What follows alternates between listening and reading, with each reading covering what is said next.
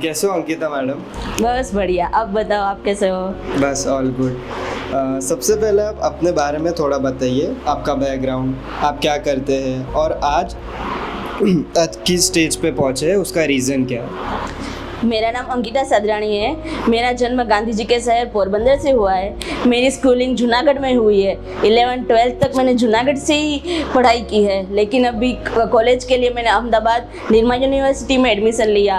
वहाँ से computer engineering की, लेकिन अभी गवर्नमेंट एग्ज़ाम्स की प्रिपरेशंस कर रही हूँ। और अभी लास्ट में मैंने बैंक एग्ज़ाम दी, जिसमें IBPS करके एक इंस्टीट्यूट है जो सभी एग्ज़ाम्स लेती है।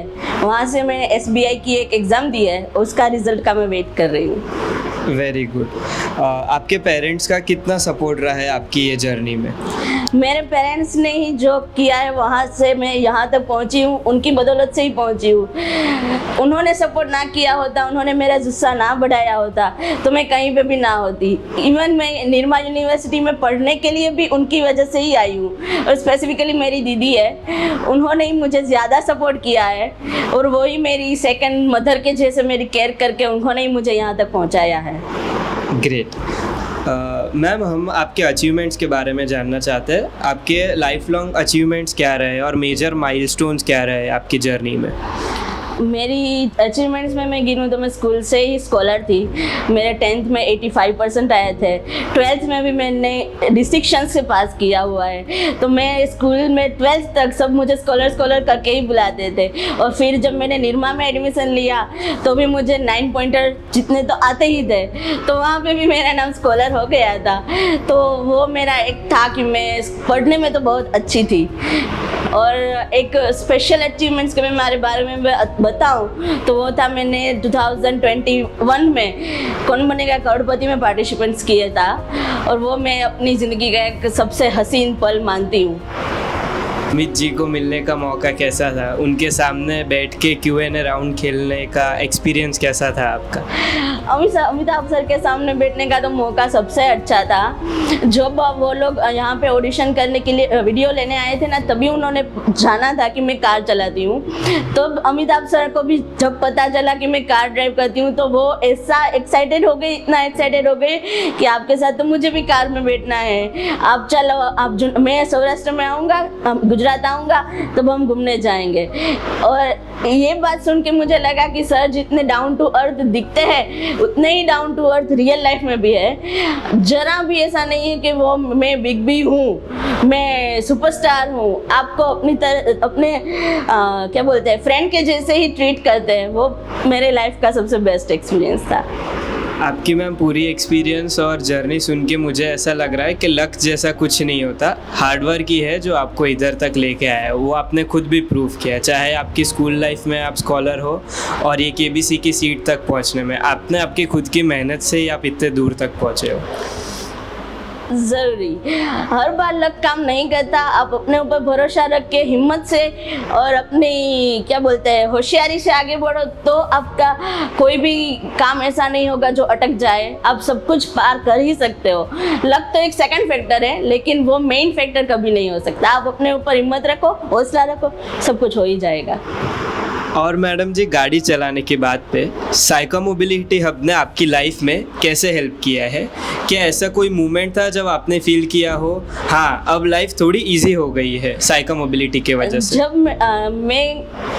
मेरे पास 2 व्हीलर थी, वो साइड में व्हील डाल के वाली, लेकिन वो मानसून में, विंटर में थोड़ा बहुत तो डिफ़िकल्ट होता ही था।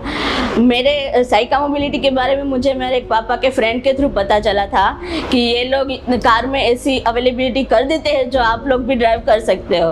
तो एक इंसिडेंट मैं अपनी तरह से ऐसा बताऊंगी कि मैं निर्मा में थी, तो मानसून था, और मैं अपने बताया कि मैं बस में या रिक्शा में ऐसा ट्रैवल करना मेरे लिए थोड़ा डिफ़िकल्ट था। तो मैं टैक्सी की वेट कर रही थी, लेकिन बारिश की वजह से टैक्सी अवेलेबल ही नहीं थी। तो मेरा इतना हुआ कि मैं मेन गेट तक भी नहीं जा सकती थी चल के, कि मैं वहाँ से कुछ भी जो मिल जाए वो कर लूँ। तो तब मेरा बहुत डिफ़िकल्ट हो गया था कि अरे यार, क्या मैं 1 घंटे तक बैठी, कुछ नहीं हुआ।